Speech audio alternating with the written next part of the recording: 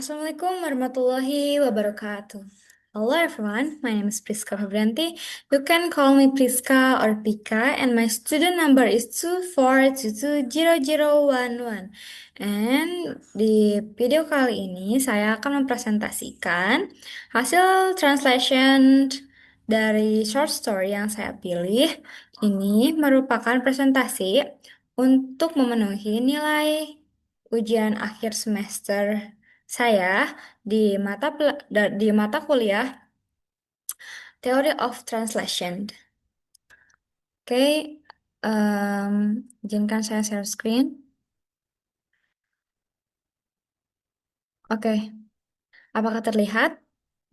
Saya mengambil cerita yang berjudul Alice in Wonderland. Sebelum kita mulai presentasinya, saya akan memberikan sedikit informasi untuk warna-warna yang saya pakai di short story yang saya ambil. Untuk merah itu untuk functional equivalent, kuning untuk modulation, hijau untuk equivalence, purple atau ungu untuk transference, pink atau merah muda untuk descriptive equivalent, abu-abu untuk naturalization, biru untuk paraphrase, dan kuning gelap untuk equivalence and adaptation.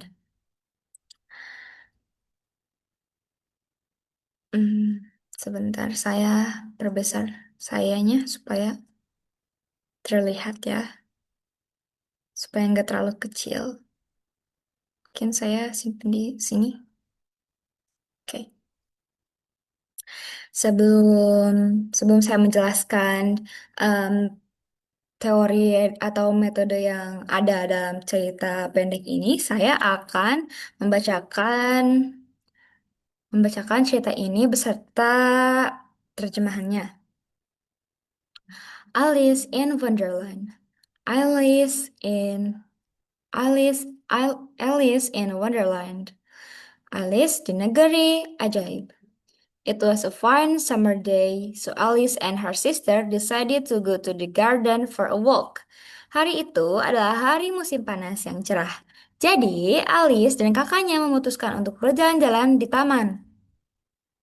The grass was so smooth and soft, it looked like a green carpet. Rumputnya begitu halus dan lembut sampai terlihat seperti karpet hijau. How beautiful it is here, exclaimed Alice. Indah sekali tempat ini, seru Alice. She began to feel sleepy when I'm sorry. They sat down to rest under a large, shady oak tree.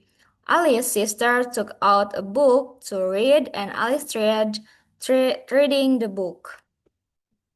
Mereka duduk beristirahat di bawah pohon oak besar yang rindang. Kakak Alice mengeluarkan sebuah buku untuk dibaca, dan Alice mencoba ikut membaca. But she's found it boring because it had no picture. Tapi ia merasa bosan karena buku itu tidak bergambar. What is the use of a book? Thought Alice. Without pictures. Apa gunanya buku? Pikir Alice. Kalau tidak ada gambarnya. She began to feel sleepy when she suddenly saw a white rabbit with pink eyes go past her in a hurry. Ia mulai merasa mengantuk ketika tiba-tiba melihat seekor kelinci putih bermata merah muda berlari tergesa-gesa melewatinya. He stopped and took a watch out of his pocket and looked at it and exclaimed. Kelinci itu berhenti mengeluarkan sebuah jam dari sakunya, melihat jam itu lalu berseru. Oh dear, I shall be very late. Ya ampun, aku akan sangat terlambat. He put the watch back into his pocket and started running even faster. Ia memasukkan kembali jam itu ke dalam sakunya dan berlari lebih cepat lagi. Alice jumped to her feet because she had never seen a rabbit dressed in a coat with a pocket watch and talking to himself. Alice langsung berdiri karena ia belum pernah melihat kelinci memakai jas, memakai membawa jam saku, dan berbicara sendiri. Full of curiosity, she ran after the rabbit. The white rabbit popped into a large rabbit hole. Karena penasaran, ia pun mengejar kelinci itu. Kelinci putih itu melompat masuk ke sebuah lubang besar. He turned at the corner and Alice could not see him anymore. Ia berbelok di tikungan dan Alice tidak bisa melihatnya lagi. Alice then found herself in a long hall. In one corner of the hall, she saw a small golden key. Alice pun menemukan dirinya berada di sebuah lorong panjang. Di salah satu sudut lorong, ia melihat sebuah kunci emas kecil. She saw a little door, and when she tried the small golden key, the little door opened. Ia melihat sebuah pintu kecil, dan ketika mencoba kunci itu, pintu kecil itu pun terbuka. Alice knelt down and looked through the little door. She saw a charming garden with beautiful bright flowers and big fountains.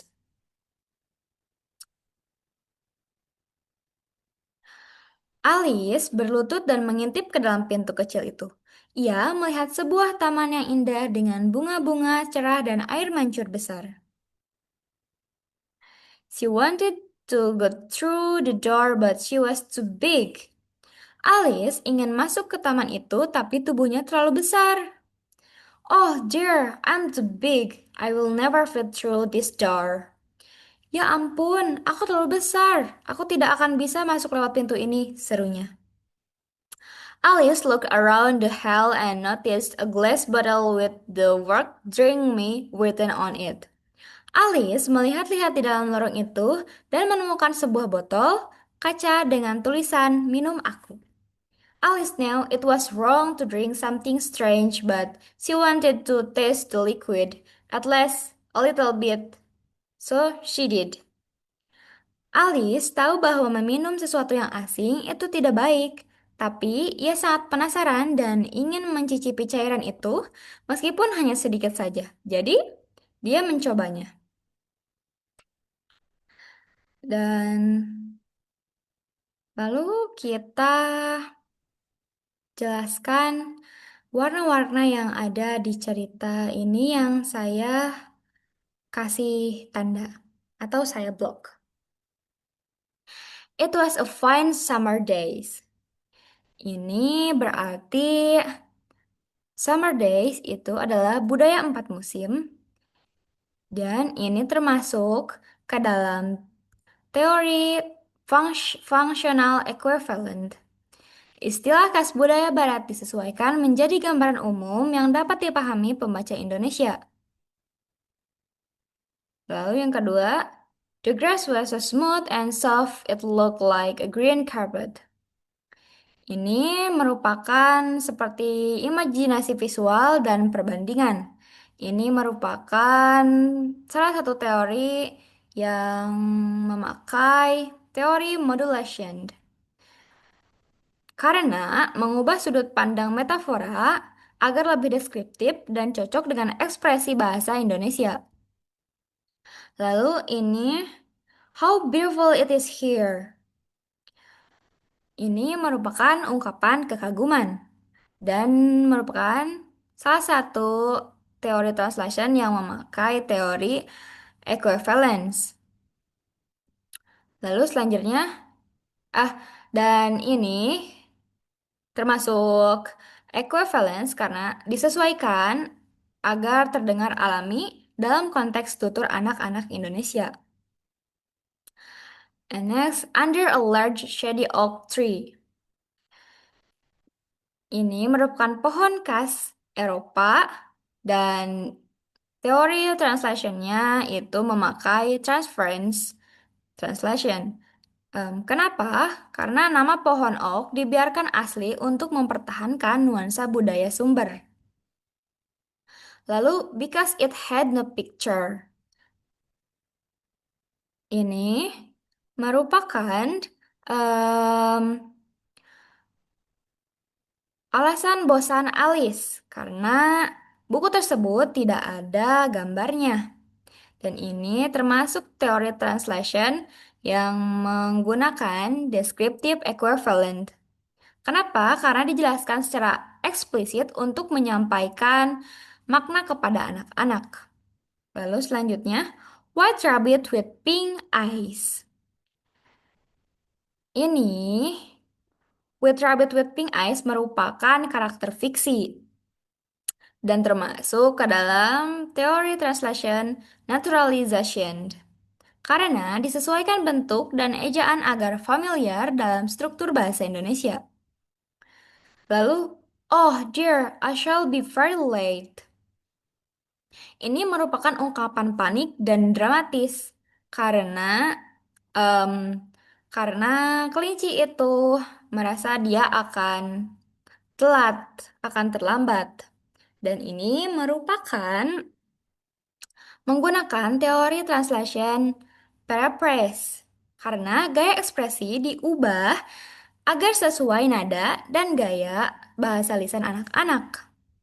Lalu selanjutnya, a rabbit dressed in a coat with a pocket watch and talking to himself. Ini merupakan sesuatu yang bertingkah hewan yang bertingkah seperti manusia. Dan ini merupakan teori translation, ini menggunakan teori translation descriptive equivalent. Kenapa? Karena dijelaskan secara deskriptif agar anak-anak bisa membayangkannya. Bisa membayangkan seekor kelinci memakai jas dan melihat jam poketnya, jam sakunya. Dan selanjutnya, String me written on it. Ini merupakan frasa ajaib khas negeri dongeng. Karena minuman ini merupakan sebuah ramuan yang bisa merubah seseorang menjadi sesuatu. Dan ini termasuk teori translation dengan equivalence and adaptation. Kenapa? Karena dipadankan dengan ekspresi magis dan familiar untuk pembaca target. And mungkin itu saja yang bisa saya sampaikan. Itu merupakan presentasi yang bisa saya sampaikan kepada penonton. Saya harap penonton dapat mengerti apa yang saya jelaskan di presentasi saya. Dan terima kasih sudah menonton video ini. Cukup sekian. Wassalamualaikum warahmatullahi wabarakatuh. Bye guys.